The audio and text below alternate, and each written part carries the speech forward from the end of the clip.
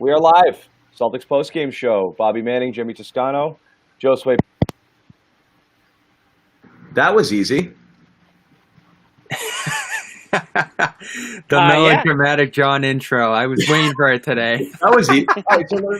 Look, all right, we'll get into it. But I mean, we've been doing this for a while now, right? And we all before they played Toronto in the bubble game, Toronto's really good, and then they beat them, and they're like, yeah, they beat them, but Toronto's really good. And then entering this series when you know that you're going to get through the Sixers, you're like, but Toronto's going to be tough. At what point are we going to? I mean, I'm not saying Toronto's not tough, but at what point do you start to look at this matchup and say, the Celtics might just have Toronto's number here? I mean, this is 2 straight games that these two teams look completely mismatched, and this is a non-Hayward game. This thing was over, and over early, and no matter what, even the Celtics did, sure, they shot the lights out, but they played sloppy. They had a bunch of turnovers. They gave Toronto opportunities to get back into it. They never did. So, Jimmy, I'll start with you. Is it over? It's effing over, kid. From the start. Literally from the very start. The one thing I'm going to remember from this game is just Nick Nurse just sitting on the bench like, oh, boy. Right when the foul happened, the third foul. I left Siakam in. Right. Yeah, he did. Yeah, like arms up like this. Hand up. I screwed up. Yeah, that's the one. And honestly, the Celtics just, they went up from the very beginning, and it never felt like the Raptors were even back in the game. Like, there was never that little mini run that they went on where you're like, here we go, the typical, Celtics, second half letdown. No, it was just an onslaught from the start. And listen, I picked the Celtics in 7 earlier last week, so I'm not surprised to see them win the game, but I am obviously surprised for them to win this game by this amount. But they just came out firing, and it felt like, listen, the one thing I thought the Celtics were gonna be in trouble with was size. Never felt like they were overmatched out there. I never felt like there was mismatches. I actually thought that the Celtics were just working it up and down the court. Now, a lot of that has to do with they hit their shots, and the Raptors missed like crazy in the first half. So it really allowed the Celtics to control that from start. Celtics coached a better game by far. Brad Stevens winning that foul battle early was essential. And when you see all those fouls flying, that's the sign of a team that's behind, a team that's out of position. And Toronto was defensively for much of this. I thought much of that had to do with starting Marc Gasol in this one and letting him ride for as long as they did. He didn't play well in this one at all. But I'm keeping the Raptors alive, and I picked them in this series, Jimmy. Coward. 3 things that give me confidence for that. I don't think you're going to get 3 Siakam fouls in another game in this series that early. The turnovers for Boston were way too high. Over 20 in this one. 21 turnovers. Toronto didn't take advantage of it. So they end up out of this game. They don't take advantage of that second quarter run. And, I think they're going to make the adjustments in this one. I truly do. Nick Nurse isn't going to be blown away for the whole series. I don't think so either, but again, it's 2 in a row. Josue, what do you think? Now we've seen him, twice, once in the bubble, once no. Let's get yours in, because Bobby's obviously wrong, and I just want to make sure that I just want to make sure we have majority. I mean, I'm ready for the bounce back. This thing is far from over. I'm sort of with Bobby, but I'm still sticking to my prediction. I still got Celtics in 7. That was my prediction, and I'm sticking with it. I still say Celtics in 7, and the big reason is the way they were able to disrupt the Raptors in that first quarter. I mean, you got to Pascal Siakam, who looked like he just thought he could just go in the paint and just bully the Celtics, but it didn't work. The Celtics did terrific. They played him terrifically on defense, whether it was in the switches. You saw Marcus Smart banging down low with him. Sammy! What a game for Sammy!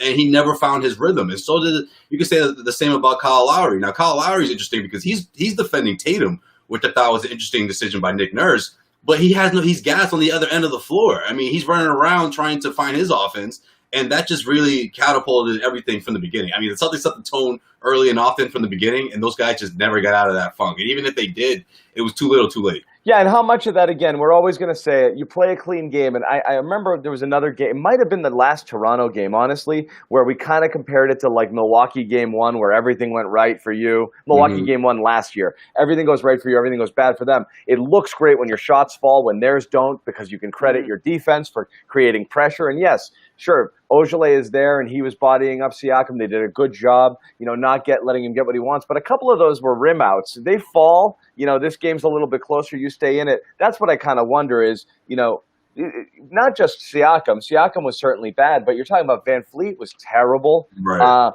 Offensively, at least, you know. Well, you look at his defense too. He's chasing Jaylen Brown around. You know, Right. like, this is a tough matchup for the wings for Toronto. You know, the Celtics certainly have the edge in that department. The Celtics knew they had to get back on defense, too. When you saw Toronto kill them with the transition early in the second when Ibaka almost got the 3 straight scoring plays there, and then they get back. They put the emphasis on getting back. I think that's a big reason Enes Kanter didn't play today is because they knew that's a guy who can't get back on defense. And here he goes. They were able to... You know where this goes next, though, by the way. From Kanter, you know where we're going right after this, right? To Time Lord.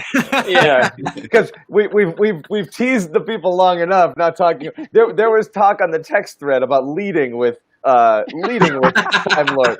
I'm not kidding. It started bad. It started bad, though. You saw those 2 threes fly over his head, and you were like, The full Rob Williams experience. He allows Ibaka to shoot 2 threes. Great. I mean, and then the third one, he jumps out like, you know, like he'd never played defense in his life before, and Ibaka's like, this is called an up fake, and just walks around him into the lane. He was like almost looking back at him, like, dude, I'm over here, and all that. Walks into Rodman, draws a foul, and you're like, oh boy, you know, like he does the Rodman bouncing on the rebounds and starts falling all over himself. It's yeah. Right, he just looks right. He looks sloppy, but then he's freaking standing windmill in the lane, you know, dropping him in. You know, and I remember there was one great exchange where Ibaka, you know, had played some defense, and Doris Burke started talking about, like, he used to be an elite shot blocker, you know, but not anymore. And then comes the other end, and Williams just bam, you know, picks one out of the sky, you know.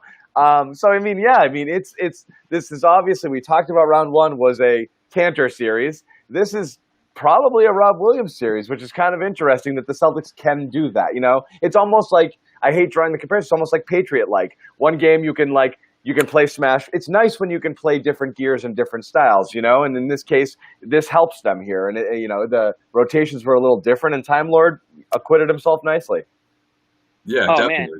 And you need that energy off the bench. The Celtics need that from their second unit. And he was the first guy off the bench. You know, Brad Stevens made it crystal clear, look, I'm going with you. And he didn't disappoint. I mean, he stuck with it. You give up 2 back-to-back threes, and you would, most younger players in that situation, game 1, the Eastern Conference Semifinals, you know, that's going to stay in your head for quite a bit. But he didn't let it, you know. And you got to give him props. I mean, let's see the adjustments that Toronto does, though, next series, though. I mean, next game, too, because they weren't anticipating that. I don't think so. Yeah. Hey, Celtics bigs. I mean, we talk about Williams, but Theis today. I mean, unbelievable performance Bring him up. From Theis.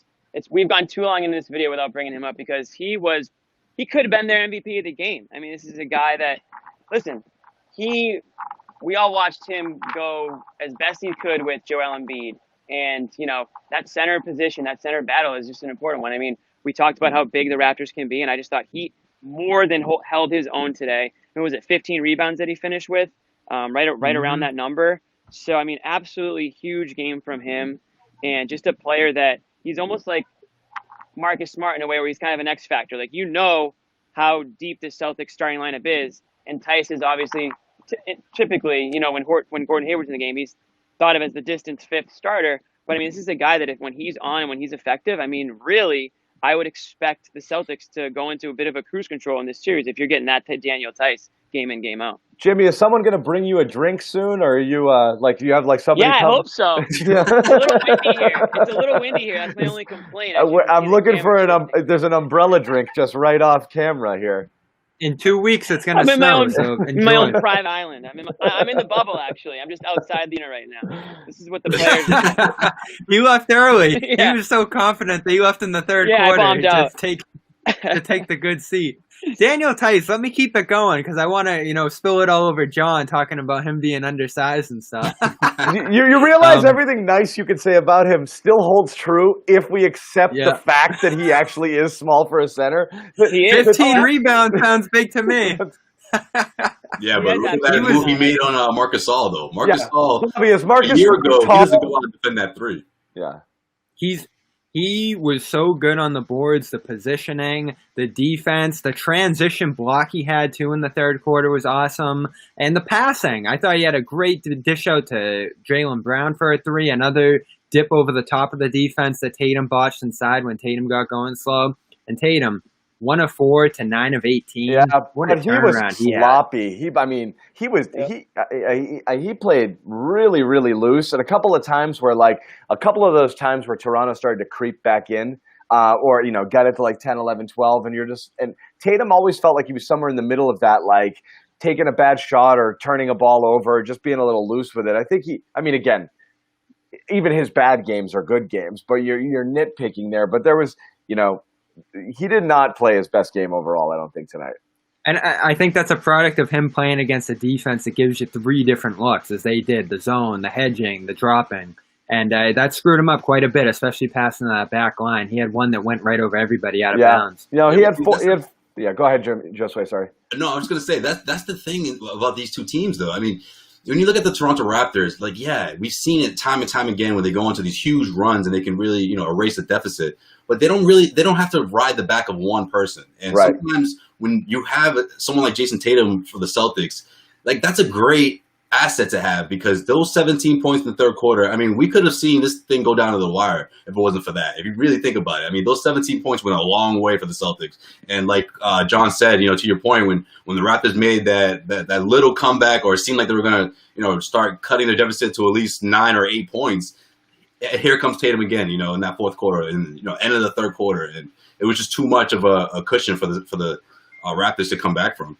Yeah, and I thought shut the game down. The Celtics, they rode players for stretches throughout a game, but they didn't need a superstar performance from any one individual player in order to win this game. I mean, their high scorers today were 21 points. If you're the Raptors, you can't be feeling good about that, because you got absolutely murdered today, and nobody took over the game for the Celtics, from a start to finish type performance. I mean, they were just coming from all angles, and that's kind of why I picked the Celtics in 7. When their starting lineup is on, listen, they're not going to beat you with their depth. They had an 8-man rotation today.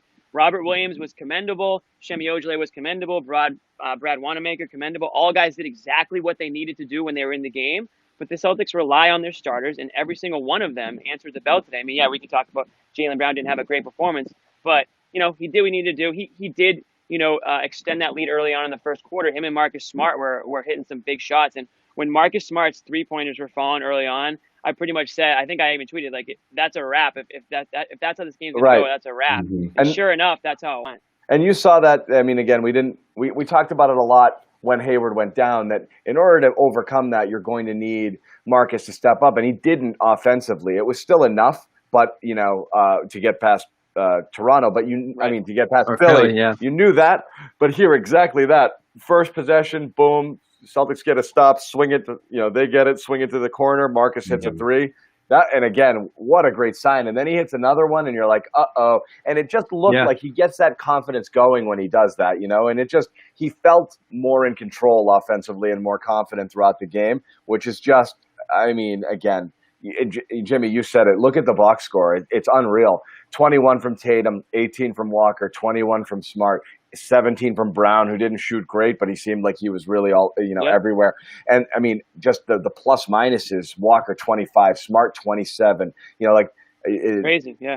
Toronto's starters were badly outplayed. We haven't even mentioned Kemba Walker. We haven't even mentioned him yet. Yeah. And honestly, on both ends of the court today, I thought he was exceptional. I mean, he's the guy, even as good as Jayson Tatum is, if Kemba Walker has the ball at the end of a quarter, at the end of the game, I mean, that guy, when the seconds are ticking down, I just feel like he turns it on to another level. And I mean, we saw the 3-pointer at the end of the second quarter, and I just thought he kind of gave them exactly, why they brought him here. That's exactly the type of performance you got from today. I got a little nervous when he went down. I was hoping and praying it wasn't that left knee.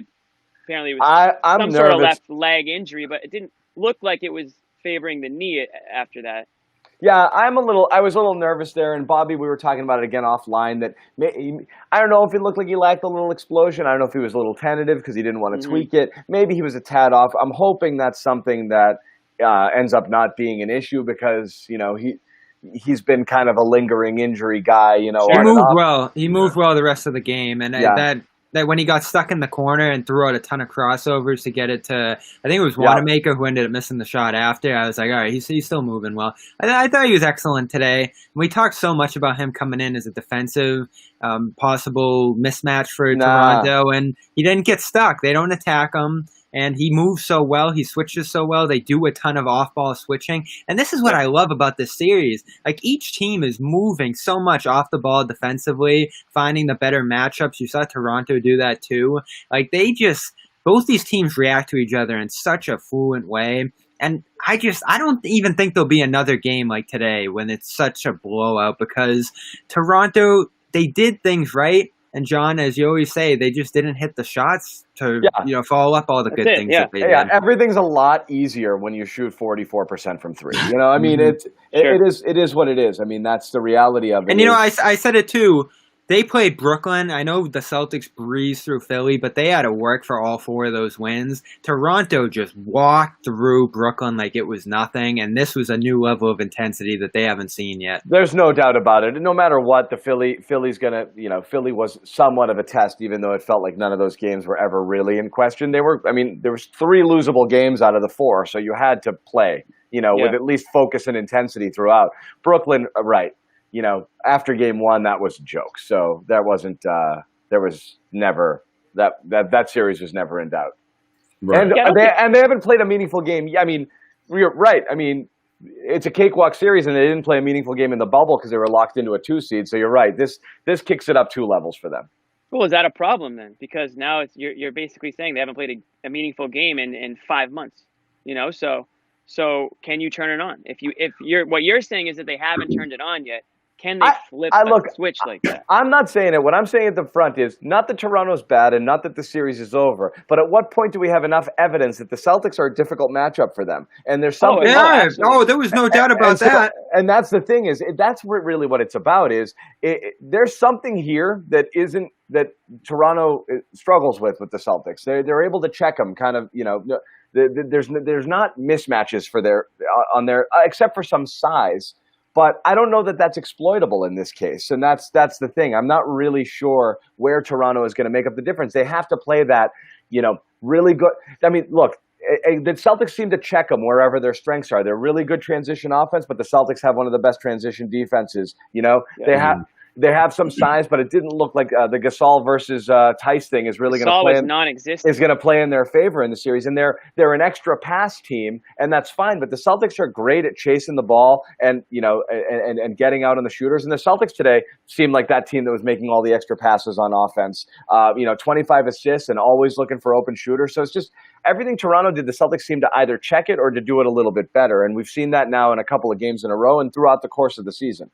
I think Siakam is really the key guy here for the Raptors, because if he gets a ball on the floor, if he's scoring off the dribble, if he's scoring in ISO situations, then the Celtics are going to have a problem. You're going to see more double teams come his way. You're going to see more open looks. So that's when the Celtics struggle, right? If the Toronto Raptors start draining 3-pointers and start winning the rebounding game, then you see the Celtics struggle. Again, and I think also look for the Raptors to go back to that 2-3 zone. You saw that in the second quarter, or was the second half. When they came out, they had that 7-0 run. Celtics were able to adjust, but this is a chess match. It really is. When you boil it down to Nick Nurse versus Brad Stevens, that's really what it comes down to, a chess match between those two. And the assets that they both have, I mean, it's just going to be interesting to see how they counter each other because, again, like I said from the top, I think the series is far from over. I don't disagree, but I'm looking at this comment here, and I think a lot of times you talk about like what the Celtics need to do against teams, like you look at a Milwaukee or this or that. It's always when you need to be perfect, that it's hard to sustain that over a 7-game series. I don't feel like Toronto needs to be perfect. I just don't think they have a huge margin for error against the Celtics. Whereas the other way, I believe that the Celtics do, and I don't know, maybe it's just. Again, we've seen so much of the Celtics. You obviously have a greater understanding for what they do and don't do. But everything we've seen of Toronto, it really feels like they've got to play a really clean game over and over again. What works in their favor is they've done that throughout the course of the year. As we said, they won 35 out of 40 games down the stretch. So they are a team that can consistently put up good performances. We just haven't seen it against Boston. What do you think of Kyle Lowry in this one, Jimmy? Because I look at him, and I said coming in, I picked Toronto in 7, but I was like, if this guy looks off at all, I'm going to back off that a little bit because he is their most important player. He makes shots from all levels, he runs the offense, and defensively he's a menace and gets the transition game going. I thought he was okay today, but it wasn't the 30-point Lowry that we saw in Game 1 of the Brooklyn series. Okay is the best I think Kyle Lowry would say he was today, too. I mean, that wasn't a Kyle Lowry that, helped get them an NBA title last year. And I don't know how much of it is due to the ankle or how much of it is due to rust or what it might be. But certainly, he is the, leader of that team for all intents and purposes. And when he's going, I think the Raptors are going. And you can say that about the Celtics with, Jayson Tatum or Kemba Walker or whoever. But a lot of the things John just mentioned is, you need all these things need to go right for the Raptors to beat the Celtics. Well, we used to say that about the Celtics, but a lot of those things are going right. Marcus Smart is going right. Theis is going right. Jaylen Brown has completely stepped up his game, from before the stoppage to now. So it feels like the Celtics are the team that's now sort of clicking on all cylinders, and the Raptors are suddenly the team that, well, they need all these things to go right. And I don't know if they have the talent for all those things. Well, it comes down to the NBA is but see, that's the thing. They do talent always rises. But do they have more talent than the Celtics? Is what if the Celtics if they have Lowry, if they have Lowry and Siakam going like they can, they do. But on a day like today, where Siakam's out of the fold, where Lowry's just okay, right. You suddenly see a team that has a massive talent gap, and it shows in the score. Yeah, and that's another one. He got back down a few times. He got beat up on defense, and then on the offensive end, he's just staying a few feet too back on the three-point line. I mean, he can hit those, but you see Boston's length come into play. This game, more than any, made me realize, after all these years, we watched the Celtics, and we were like, all right, can they make up the talent gap back to those Isaiah years? And then 18, they get hurt. 19, it's all screwed up. This year, it finally looks like other teams are playing them and are like, all right, we can't make up for all the shooting they have, for all this explosiveness they have offensively. That's what I was saying, is I feel like Toronto has to play near perfect to match the Celtics. And again, it's a strange position after all of these years where you always felt in order for the Celtics to get to the finals or to win it, they had to play up, Whereas Milwaukee might be the only team you feel that for. And again, on a straight talent level, I don't know that I feel that this year with a full roster on both teams with the Celtics and Milwaukee. And I certainly feel like the only reason this series might have been close. Any series can be close, but the Hayward was a great equalizer where you're wondering, is that going to affect that talent gap they have, which I believe they have over Toronto? And they still looked like they had it today. It just means Toronto has a lot of players who do a lot of good things. I just feel like the Celtics have a lot of upper echelon players that it's hard when they're all going.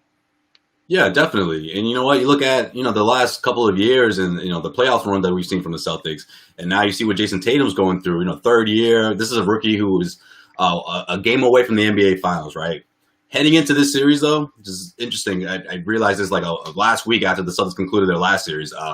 He's the best player in the series. And it's not even up for debate. This is the first time in his career that we're able to agree. And it's not even a debate. So I think, to John's point earlier, when you mentioned he seemed kind of loose out there, seemed like he was kind of, I think going into it, he knows that, and he knows that he has to channel that energy in specific times, and he did a really good job of doing that. He didn't get too excited in that first quarter. I thought Siakam got a little too excited. I thought Kyle Lowry was a little too anxious when the Celtics got out to a huge lead. And I think if you rattle those two guys early and often, this is just I don't want to say the Raptors fold completely, but it's just they beat themselves up, all game long, and they somewhat hung around with the Celtics, but they couldn't get over that hump, and Tatum had a lot to do with that. Right. That's a crisp microphone, Josue. You sound good on there. Oh, do I? Thank you. My new laptop, I guess. You know who looked like their front man actually in this one was Serge Ibaka, especially in that second quarter run, leading the transition, hitting all those threes, got into it with Theis. Until Theis got into his head. I'm not giving him credit for Theis. That was his mistake. Theis got into his head. Yeah, he can be a little bit of a hothead. I mean, we've seen him get into some shouting matches and physical matches out there in the court in the past. So that might be something that Theis, going from Embiid to Ibaka, these are two guys that emotionally you can kind of get under their skin and maybe there's a bit of an advantage there. Do you start Ibaka? Because I do. They have to. I think I think you. I think that's the move. I don't even think it's a question, honestly. And Gasol was so important for them last year, but this hasn't been the same guy this year. I don't think so. Even with all the weight loss he, was able to accomplish over that. Yeah, but against this team, no chance. Yeah, no chance. What now? The way Ibaka's been trying to beat up Theis too. I mean, if you're Nick Nurse, you want more of that. You want to intimidate him a bit. You don't want him to go out there and keep getting flagrants. But they have Chris Boucher too, who I like, and didn't play at all in this one. So they have a few options to mix it up at the center spot for sure. What I want to know is where are the Toronto fans, because they did so much chirping. No, they're every time we do a video and we put it on CLNS on our YouTube anywhere. These guys are chirping, and there's nobody in our chats right now. There's just a lot of Brad Stevens is a genius, and they cleared out General's defense. Yeah, it must be a beautiful day in Toronto. I'm sure they're all outside. They're already preparing for game 2. They're getting. Here's one. This series will go 7. Burley, I thought you were one of us. I could be. I agree. I'm still sticking to 7. I am. Siakam is a literal Raptor because he's short. Oh man, they ain't that short. Let's go Boston. That's a good one. Thank you, Zane. Sure. Thank you for your input. Yeah. Let's say though, this team, I give the Celtics so much credit. There we go. Raptors fans are here. It's only game 1. A modest bunch, as we always knew them. Yeah.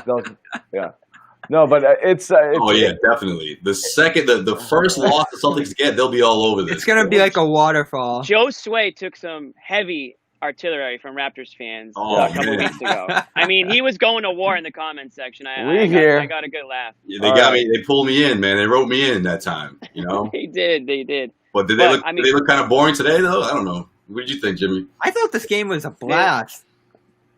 I loved it. Not so much. When did you become a diehard Raptors fan? Look at Bobby.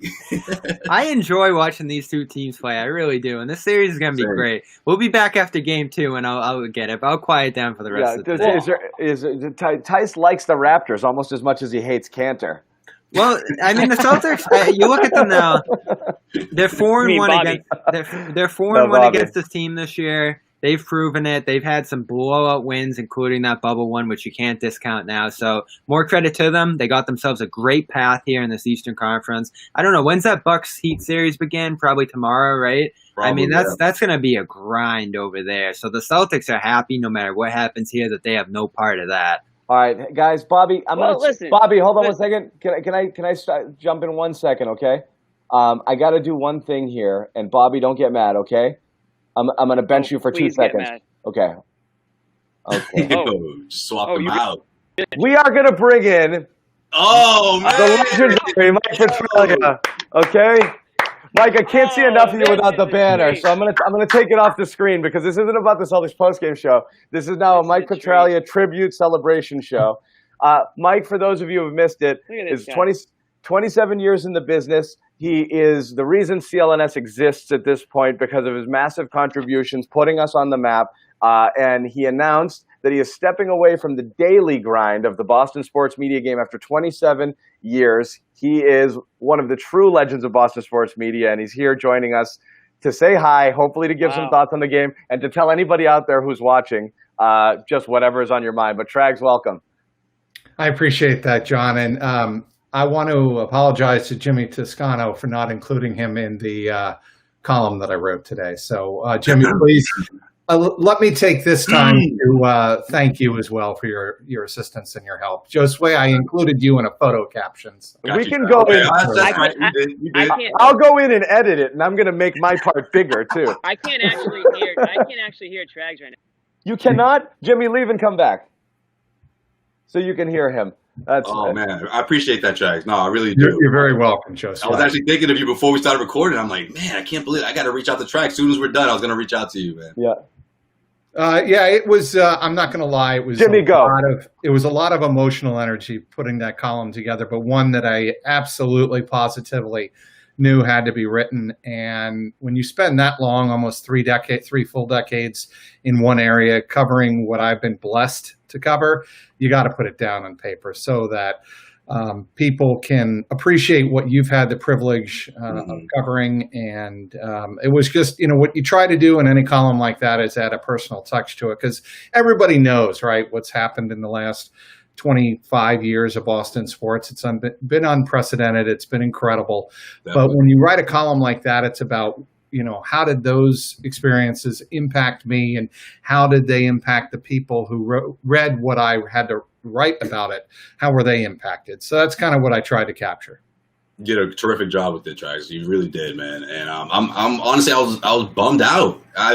We've had the privilege of working together for WEEI and then now for CLNS Media. And I'm gonna say, man, if or whenever we head back to the Garden, it will not be the same without you, Trax. I appreciate that. You, man. It really won't be the same. All right, Jimmy, we can't hear you at all, buddy. We're gonna toss you. Oh man. Oh, poor Jimmy. We're going to bring him back. He'll pop back in there. I'll let Bobby Manning say hi.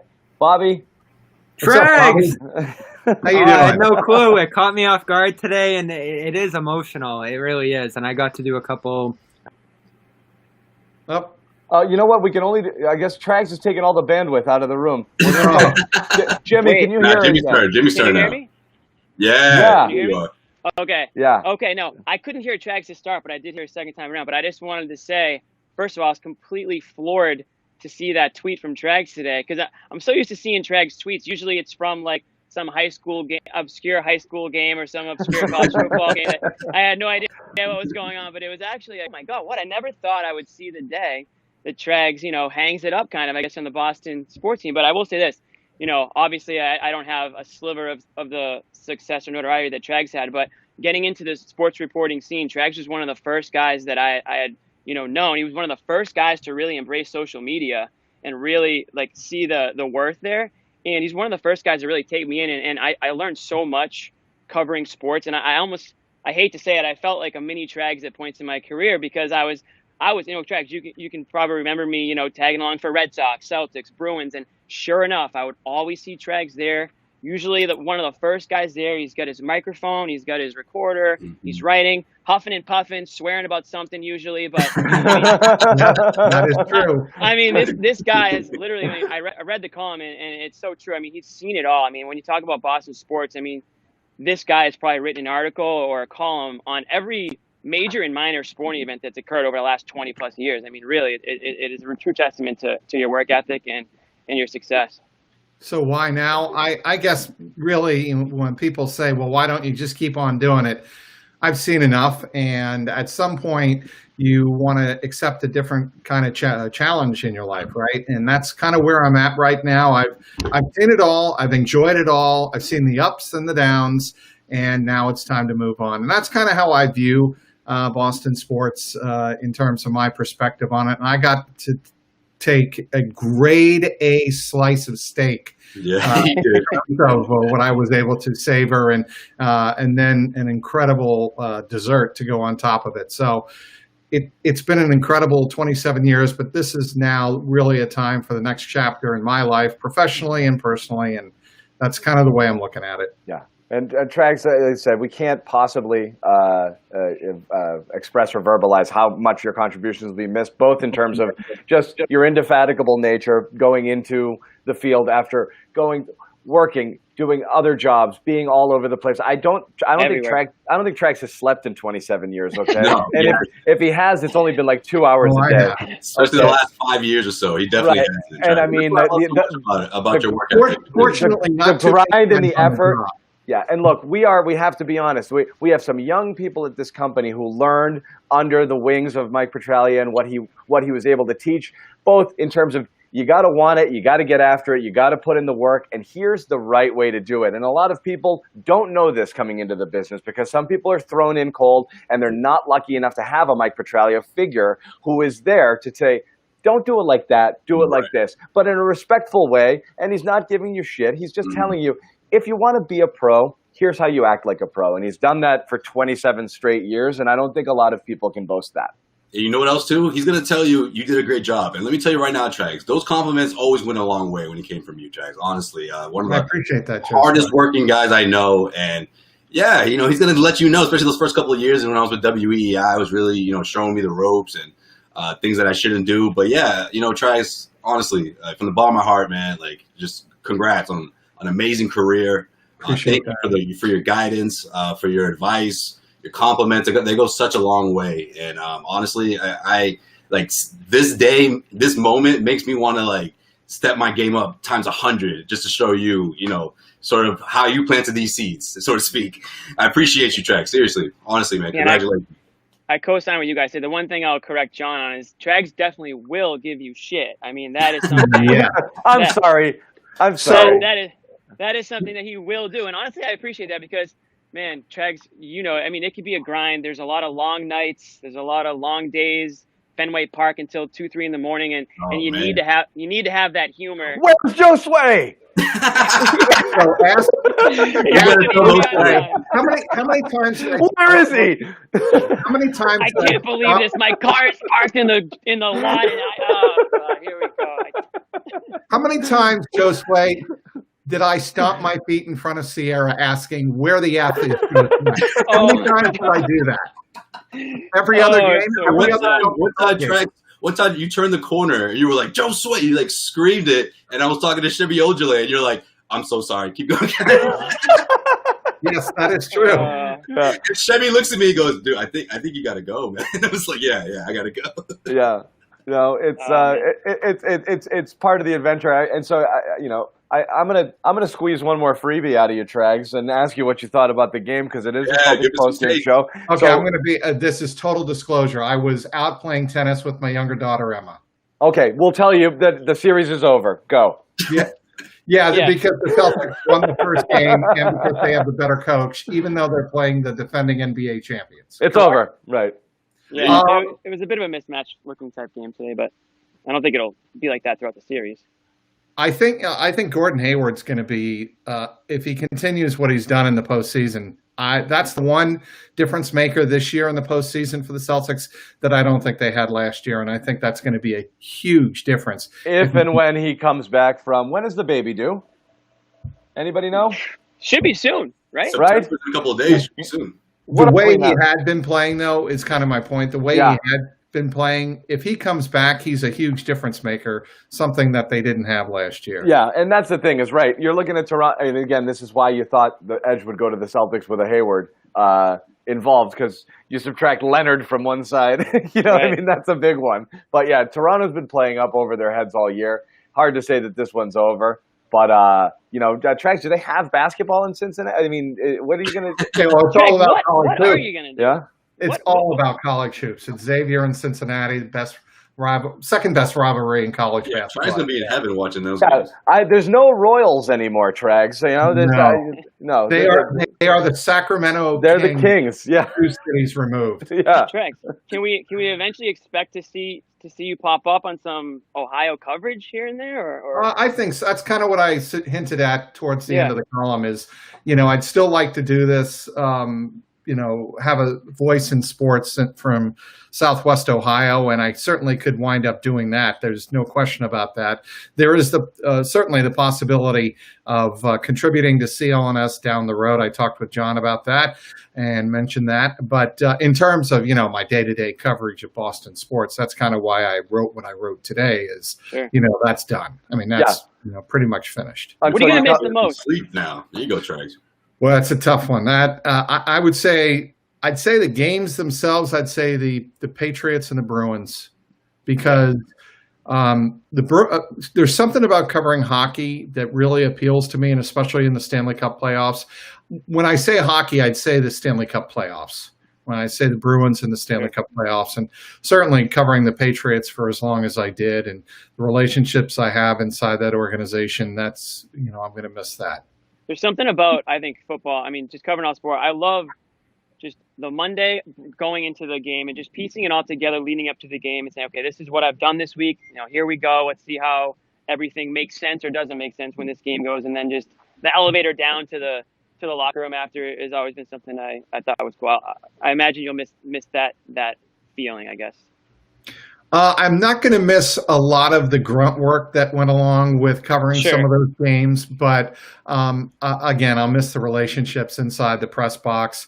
I actually will miss writing my column, 2 hours after the game. That was one of my favorite parts of covering the Patriots was, kind of encapsulating what was the biggest takeaway or the 1 or 2 or 3 biggest takeaways from what I just saw the last 3 hours. That was the fun part. And it's quiet. All the idiots have left. You know, the lights finally go out. Is right about that. There's some really mediocre pizza up in the press box, you know.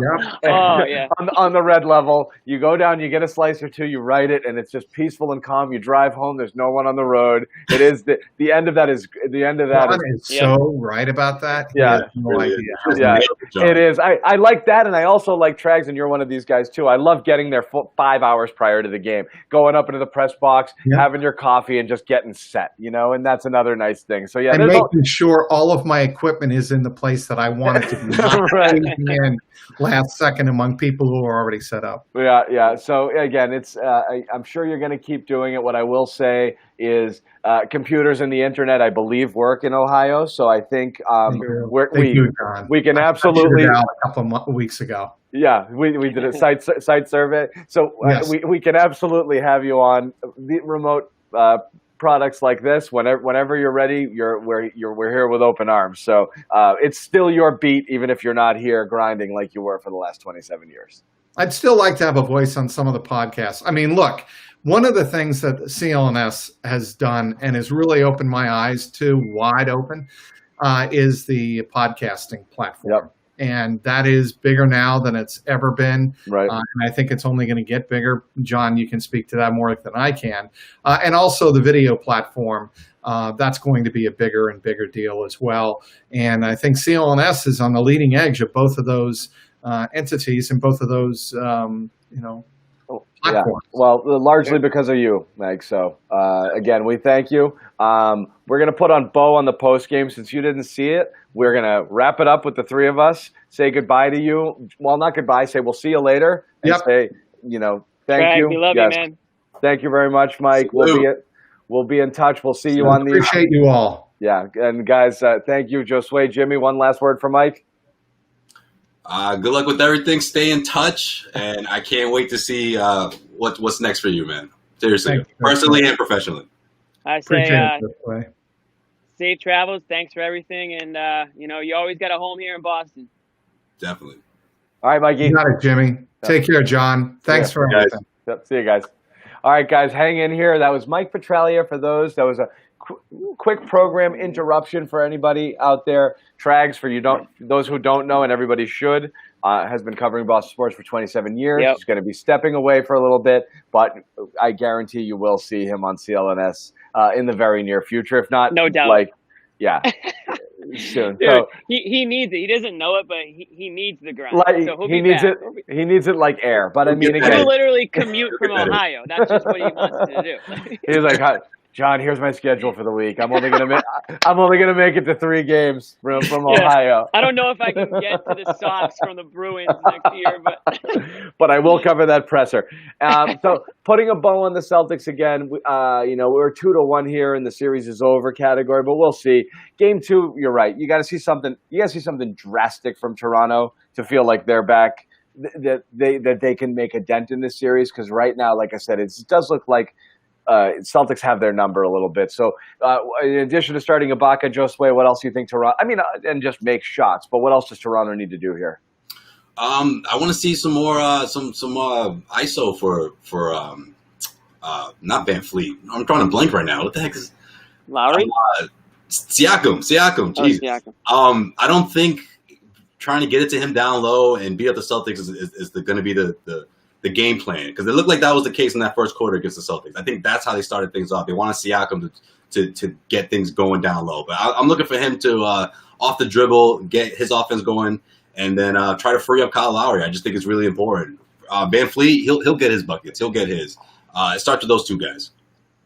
I agree with Josue. I think it's all about Siakam. I mean, they essentially took him out of the game, within the first 8 minutes or even less. So, they got to get him going early. They didn't have to score today by any stretch. I mean, they had nobody that was feeling it. They had nobody that they could hand the ball to and say, do your thing. And a lot of that, listen, when you pick up 3 fouls early on, you're playing a completely different style of basketball. You can't get hot. So they were kind of doomed from the start in that sense. So I think that what you get him in transition.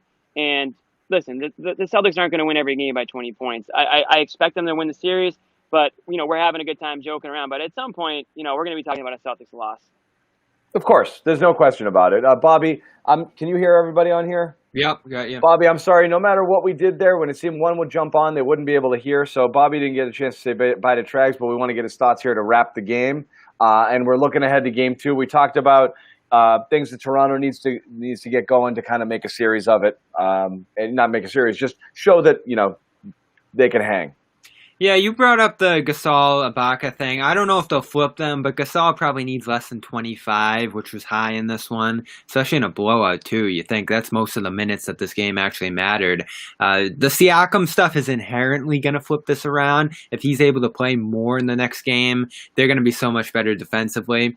And it does come down to Van Fleet. Is he going to be able to find his space, his shooting? He's so crucial to everything they do. Coming into this one, 58% from three in the playoffs. Like, those three guys are going to be central to them getting back in these games. Baca especially, like, he should be chasing Theis in and out of this game. And then use Chris Boucher, who's an athletic, long center who can try to battle a little bit better with Robert Williams out there. Like, Gasol, I guess use him if you see Cantor in this one. But they're going to have to play the matchups like Stevens did in this one, and that's what Stevens got right here. Right. Yeah, well, we'll see. Game 2 was 5:30, I believe? Yep. 5:30 on Tuesday. We'll be back for it. You can catch all of our stuff here on our YouTube channel. We're going to have a few reports coming in after the game. We'll be doing post-game after every single game. So obviously, feel free, make sure you come in live for all of those. Our website, clnsmedia.com, and a fleet of podcasts emanating from the network that are going to be talking about this series and all things Celtics and all sorts of sports throughout the week as well. So for Josue Pavon, Jimmy Toscano, Bobby Manning, we will see you guys on